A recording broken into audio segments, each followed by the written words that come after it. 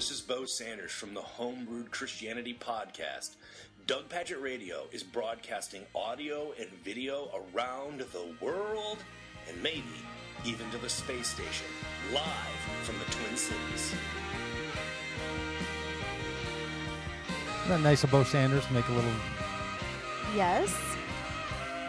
I gave him one of my more favorite songs, too. Taking time out of his genius. We're going to call Bo Sanders. Bo Sanders is part of the Homebrew Christianity podcast. He's also part of a church out there in Southern California. And he's a religious and theological genius. It's true. He's taking time for us. It's true, yeah. Does that make us geniuses? Can it like rub off on us I a little hope bit? so. And I truly hope so. You know, why else would you want someone to be a genius unless you can get a little genius like from pollen, them? you know, Right. What's Hey. what's that? Good Bo morning. Sanders. Can you hear me? Yeah, we can hear you. Can you hear us? Oh, yeah. It's Doug and Victoria Lynn. Hi, Bo. Hi, good morning. Good morning. Bo, we are thrilled to have you on the show today. I was introducing you earlier, not of the many things that you do. One of the creators and the genius behind Homebrewed Christianity, but also a practitioner of religious life and faith in community. A former church planter you have been, and I declared you to be a religious and theological genius today. Oh, no. Yeah. That's not gonna Live up go to well. that. Yeah. Bo. No. Good luck. I don't see that going well. Well, and then you have a friend in that, because Victoria argued with me for 10 minutes about the validity of your geniusness. Based on the quality of my work, I assume. Well, yeah, I would have thought so, but she actually just didn't think that I had a sufficient cause I for was declaring challenging you in Doug, such ways. not you. I'm fully prepared to Oh, declare okay. you a All right. religious genius. I just wanted a little frame for it. Yeah. No, it needs to be qualified, that's sure. Bo, you do a lot of things, and we've invited you on the program today to tell us about this thinking you're doing about what's happening in the areas of religion. And I think it matters, and it's one of the reasons that I was suggesting that you're up to something really significant theologically, because you wanted to talk about not only the content of Christianity, but how we talk about and what happens when we talk about religion in particular ways in the world we live in. Do I have you right about that? Yeah, no, I appreciate you having me on. This is something I think about all the time. I'm very interested in at Homebrew with my partner in crime, Trip Fuller. This is what we do all the time, is try and sort this stuff out and have deep conversations with people. And it seems to be touching a nerve that people are really responding to this conversation, because I think we all recognize, something's shifting, and so it needs to be addressed. And inside of that, there's some in-house conversations, I think, that are really beneficial. So talk to us a little bit about what you guys see as this conversation. When you're thinking about it, tell us what you're thinking about. So we have a relationship with John Caputo, who is a postmodern philosopher. He was at the 2007 Emergent Village Theological Conversation, is where I first encountered him. But this kind of branch of postmodern thinking has really found an audience inside people who maybe were formerly evangelical or just kind of disillusioned with Protestantism. And it has really brought to the table this idea that there's more going on behind religion than in religion. And so people love it. I mean, Peter Rollins would be in this school. You could probably put Catherine Keller in this school.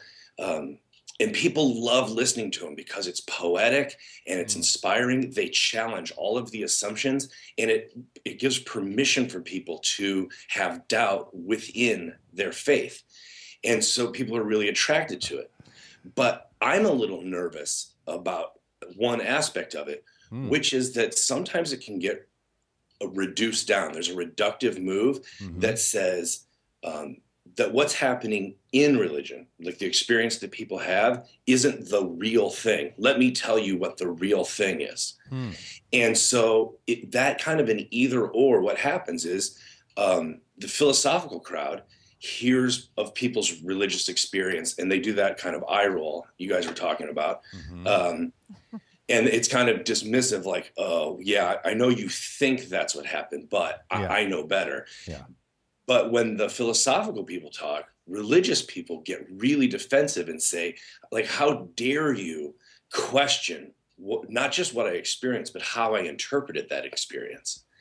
And so there's a gap that forms, and it's in that space that I want to come and say, we can do this, we can have this conversation, but we need to frame it better than an either or reductive move, that either it's all true and everything that is said about the experience is reality, or um, that it's not true and there's a bigger truth going on behind the scenes and you've been deceived, even if it's self-deceived at some level. If we frame the conversation differently, I think that there's a really healthy and fruitful, constructive conversation that can happen.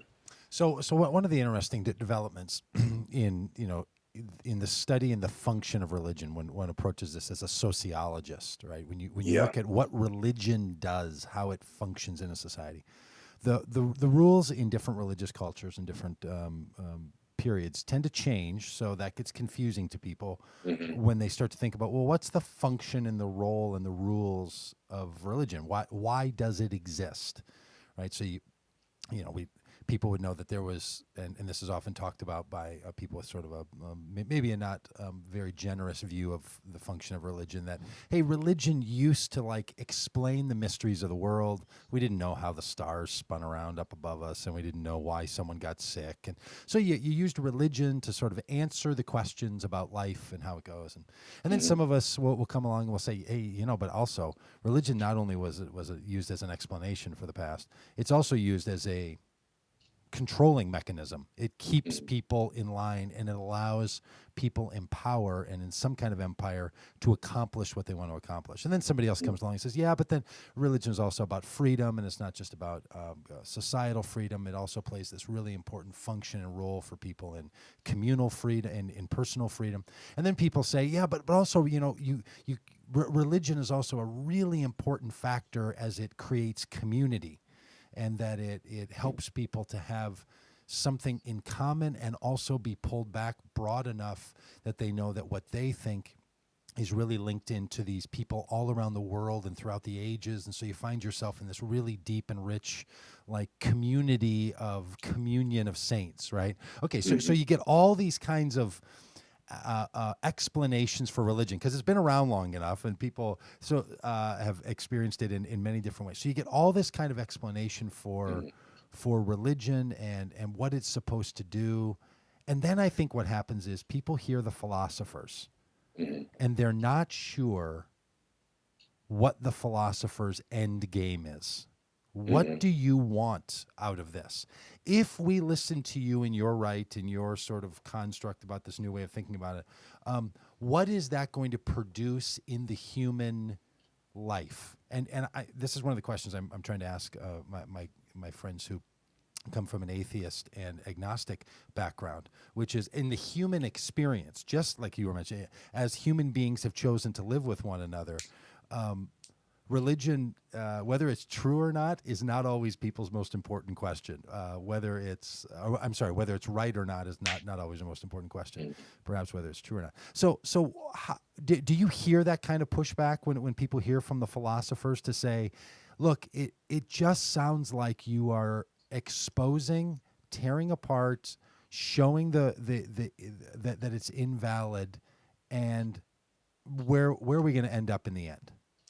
Yeah, we definitely have experienced in post Christendom and we now in America are kind of in a post denominational era where people's loyalties can't be assumed, and so they're asking a different set of questions. Right. And one of the things that's triggered is that philosophers who used to be very dismissive about God and religion have started engaging the topic, and all of a sudden they're saying things that are catching people's attention, either in a good way or in a bad way, where when the philosophers address us. So I loved all those things you listed that are happening in religious community. And I actually think that, so what I proposed is that there are at least 5 things happening in religion.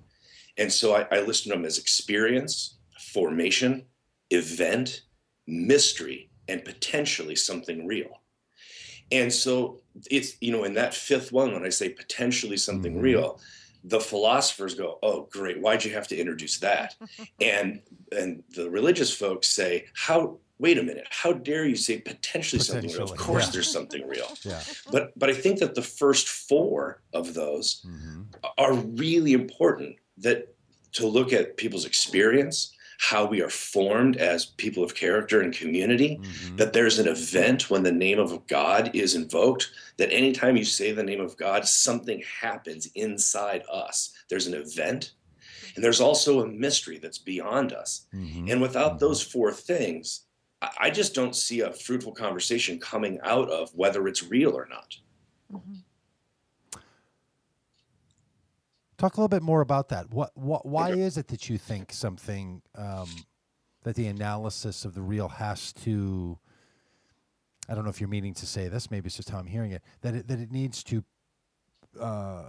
first have experience and formation and an event and mystery, or talk about why you think that those need to be part of the ingredient set. Yeah. So experience is important, because if people did not have something, phenomenology is the field that looks at the phenomenon, people's experience, and it tries to analyze it. If people don't have that experience, then you can imagine quickly that in our 21st century, people are just going to walk away from religion, because if they don't experience the thing that their religion talks about, there's no real need to keep with it. And for some people that has been true, but for many, many people, they are having a very real experience within religious community. And so, whether we talk about it like there's this famous Kantian thing about 6 blind people touching an elephant. Yeah. One has the leg, one has their hand on the belly, one has the trunk, one has an ear, one has the tail, and they all think that they've got the whole thing figured out. They describe it as a trunk, a wall, a rope, a leaf. Sure. But the philosopher knows better. The That's philosopher right. can see the elephant and says, you all just have, so the Hindu, the Buddhist, the Christian, even the humanist, the atheist, all think that they have it all, but they're only touching a part of this this reality that's bigger than us. And so even if you do that, which is fine, but I mean, that's often what philosophers do. What I want to hold on to is that people are experiencing something, and it does us no good to discount that experience in order to begin the conversation. So it needs to be included. It has to be accounted for initially. And then we can hold it aside while we do some other things. But it really is quite insulting and arrogant to dismiss somebody's experience outright. So I want to acknowledge it, account for it, and then set aside to talk about some other things. So the next thing is formation. What you can't get away from is that our religious vocabulary not only lets us experience something, it helps us interpret that experience. And so when let's say you're walking around your neighborhood at night, and you know how sometimes the lights will go out right as you walk under it? That ever happened to you? Yeah. Yeah. So back when I had really... And you're pretty sure it was you that caused that to happen. Yeah. When I was a young Christian, I'd really bought into, spiritual warfare, angels and demons and all that sort of thing. And I believed that because I had the Holy Spirit, I had this aura or anointing. And so when the street lights would go out over top of me, because of my religious vocabulary, there was always a part of me that wanted to interpret that as something spiritual or supernatural happening. And so what you can't get away from is that people are formed by their religious vocabulary, that it not only, and this is where it gets controversial, that not only does it help them interpret the experience, but some of us argue that it actually creates the experience. And so when we have Christian community and we use words like fellowship or koinonia, or, we have that, it forms us. So what other people would call hanging out, we attribute something nearly divine to, and say, no, it was more than hanging out. There was camaraderie, there was communion. And so we assign something very divine to it. And it forms how we not only participate, but how we it actually creates the experience at some level. Yeah. And I think it's a really powerful thing to admit, but people don't want to think about it because they think, well, the experience is real. It doesn't need interpreted. It just was what I participated in. Mm-hmm. Mm-hmm. So the next level is event. And so John Caputo, this is where he is so valuable to the conversation, talks about the fact that in the name of God is an event, that anytime the name of God is used, that it causes something in us. And so he calls it maybe a call. Now, he's not concerned with who the caller is. He thinks that the call itself that we respond to is the powerful part of religion. And people sometimes get their hackles up about that and say, well, if there's no caller, then the call isn't real. But sociologically, what you really can't get away from is that so you could be an atheist, right? And let's say that you're at your Thanksgiving dinner with your family and somebody says, you say, oh, I'm for Obama, or I'm okay with my gay friends. When somebody says God XYZ, that is an event. They have invoked the name of God, and all of a sudden they're not saying, I disagree with you. They're saying God. And that in itself causes a reaction in us because it's calling to something that transcends just my particular place. We're talking now about this transcendent ultimate reality, and it forces us to have a different conversation once God is in the mix. So are you thinking that guys like Caputo are Yeah. saying, and are you saying that God is a different kind, that the notion of God is something different than saying, well, our tradition calls us together to this thing, or our common humanity requires that we do such and such, or I got a really great idea that we should go live like this right now. That somehow when the notion of God is invoked as the reason or the rationale or the commander, that that's what makes a difference. That it's it's a deity like function that's doing that. God's speech is a different kind of speech, and so Elizabeth Johnson is this is where she contributes something deep to the conversation. So she talks about how our language functions, our religious language functions, and so when it comes to mystery is one of the other things I think is going on in religion. That, she challenges us every time we say God, that we have to say three things. We say God beyond us, God within us, God at work all around us. So it's very Trinitarian formulation. Oh boy. She's a Christian theologian. And she says that our language functions. So when we call God Father, people like me would argue that language is not what we call univocal. It's not a 1-to-1 ratio. So when I say God is Father, it's just an analogy. So religious language, God language, should be analogous. It should just be it's a comparison. It's always going to be empty. And so people like Peter Rollins do this thing called apophatic tradition, which is speaking of God in the negative.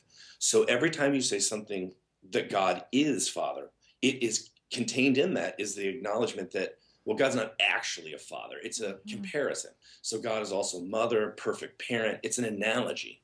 And every time we say something that's true of God, contained in that, we're also saying it's not exactly true of God. And so I think God language is a different kind of language, that when we talk about the tradition or even the Bible, you can always have this very level conversation to say, well, things get translated, traditions change over time, there's adaptation and evolution. But when God comes into the mix, that is a different kind of language because you're now talking about something transcendent. Bo, I'm wondering, how much then does this relate to prayer, not just evoking the name of God, but then having a conversation with God? Does this link to that in some way, or? Yeah, prayer is where the rubber meets the road. And I like that you cut to the chase there, because it is always where this ends up. And so there's a real debate, a very healthy, vibrant, sometimes loud debate about what goes on when we pray. And so you have one camp that says we're actually talking to God and that our prayers impact how God acts in the world. Yeah, Right. And then some people roll their eyes and go, and that becomes a debate topic, right? Does Yeah. prayer change us? Does prayer change God? And Right. that's where it tends to stay, that conversation anyway. That's Yeah, the big it does. that's It the gets big stuck argument. in a round and round because there's only two options on the Right. table. Right. And so this is the exact kind of scenario that I think introducing these other elements and framing the conversation differently allows us to have a different conversation, because otherwise, you have people who all they say is, look, prayer is for us. It makes us feel better. It gets us aligned with the will of God. God, we already know. We don't need to pray about the will of God. We already know the will of God. It's the 10 Commandments and the Golden Rule. Mm-hmm. And so there's no, and so which are really pretty low expectations when you think about it. I mean, if when you really, once you really look at those things and pull them out of their big categories, you're like, "Boy, that doesn't." It's not much. You can sort of handle that in a weekend. Yeah. So that's why my final layer of framing this conversation is potentially something real, and that's why I put it last. Is because even if religious language is not a one-for-one equation, even if every time we say something true about God, we are also acknowledging that that's not exactly true of God. But I think it's so important to say that while religious language may be insufficient and come up pretty empty sometimes, it's possible that it's not getting it all wrong and that there's actually something going on there. Mm-hmm. And so that's who I like this a lot. When you bring up the fifth, and then you have to have your two groups in the way you've categorized the fifth as potentially something real, and you've got your one friend that goes, really, Bo, real, and then you have a friend that says, really, potentially. You always have to do potential, right? And you're gonna always know you got those two cats. That's exactly what happens. Who are you?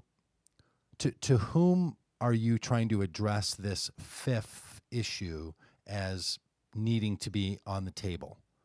So to whom are you saying, hey, there's also a fifth? Is that to the philosopher? Is that to the apathetic religious theologian? Is that to the functional Christian who's just trying to figure out, if Christianity can survive in a pluralistic kind of world? Who's really the target of your fifth, potentially something real call? Yeah. So my folks were ministers. I grew up in the church. I've been in ministry over 15 years.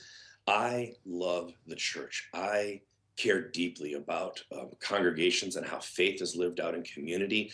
I'm actually going to school right now, and my field is called practical theology. And it uses sociology to look at how faith is lived out in community. Mm-hmm. So my main heart is pastoral. I really, really care about the church. Mm-hmm. But I also realize that sociologically and philosophically, something else is happening in our culture.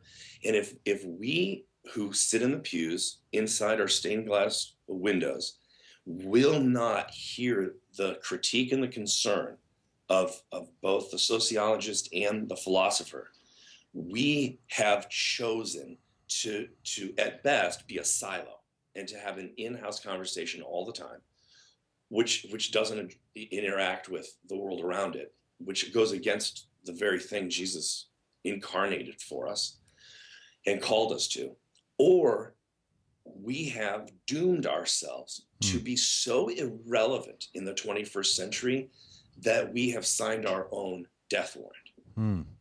So my heart is pastoral. It's for the people who are still participating in the Christian religion.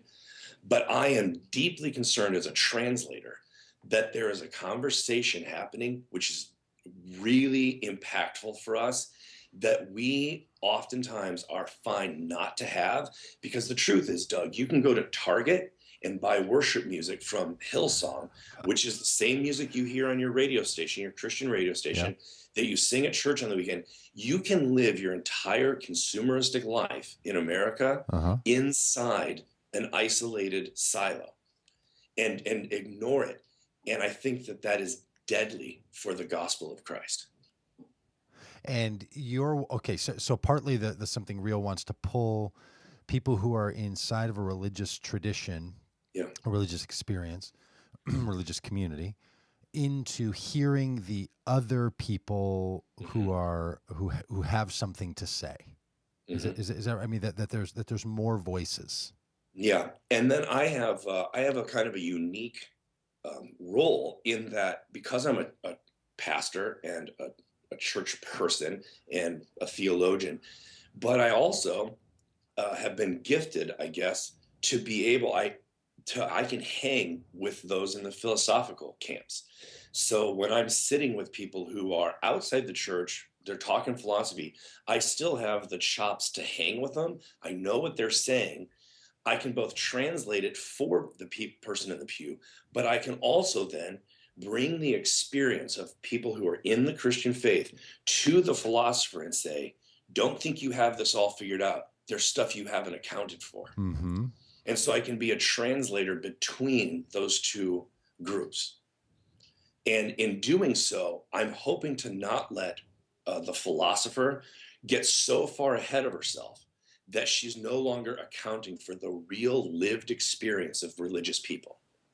Because at that end, they're going to be talking to a very small group of people who can hang with them or think that they've, done their work. I think their voice is really valuable, but they can't get so far away from the real lived experience of real people. Otherwise, they lose a relevancy, and they're just talking to themselves and their group of friends. And we would miss what they have to say, because what they have to say is really insightful. And part of the challenge might be that for all of us, we are looking at our real lived experiences through all these different frames and trying to figure out. I mean, a lot of us in today's age are skeptical of like real with a capital R, right? We all recognize that if any of us try to repeat a conversation or experience to 10 other people who were there, we all recount things slightly different. So the notion of what's real is that's I think that's a part of this, why this disclaimer, in a way, you put potentially something real. What is real can vary, but part of what I hear you saying that's interesting is the idea of collectively, like if a bunch of us are blind and we're touching an elephant and we're trying to understand it the best we can, if we all band together, if all us blind folks band together and talk about what our experience is, we're going to get a different portrait. And it seems to me like I don't even want to say that the philosopher is the one who's not blind looking on. Like, I think we're all blind to a certain degree, right? Yeah. And so, no, that's great. And actually, my favorite analogy for this is as a pastor, when you do a funeral, you'll meet with the family, and you'll have 6 people there telling stories about, say, mom, and they'll be telling stories, and sometimes she appears to be the most loving woman in the world. At other times, she can be really irrational and quite vicious and lashing out. And you hear all these stories, and you think, were you guys in a relationship with the same woman? Because it's like there's so much going on, and you're supposed to stand up, later that week and present this as if this is one coherent person. And so the philosophers love to use that analogy to say, oh, everyone has their own perspective. But where I think the religious people can come along and add something to the conversation is to say, yes, but there was a real woman who really lived. And even though we all experienced her differently, she really did exist and impact us all. And so for me, that's that last sentence that often doesn't get said in when people are addressing religion, is that yes, there are many perspectives, yes, there are many experiences, yes, they all need interpreted, but there really was someone at the center of that story. Hey, Bo, I want you to. Okay, can you stick with us for another 10 or 15 Sure. minutes? Because we do a little thing here on the show where we have to kind of go into a segment and then out into another. Yeah, right. I love that part. Because yeah, thank you, and thank you for. I love your show, and I Are, love that stuff. Yeah, and so we do need to do a bit of this. So if you're listening live, roll over to the next video. If you're watching it, if you're watching live, just stay tuned. If you're listening on the live feed, then roll over to the next. And don't forget broadcast. about the books. Yeah, and don't forget about the books. If you want Free Richard books. Rohr's Immortal Diamond, let us know. And I didn't even tell people about You gotta Screw Tape. give some more books. I do. I should give away the Operation Screw Tape. So tweet at Pagitt, Pagitt, at Pagitt, if you'd like this copy of Operation Screw Tape, The Art of Spiritual War. It really could be the book that will change your life. I don't know. I haven't even opened it, but somebody sent it to me, and I mean, C.S. Lewis. it's got to be great. It's gotta be good. So tweet me, and I will gift you that book if you become the winner. So stick with us here for a couple of seconds, but we'll be right back.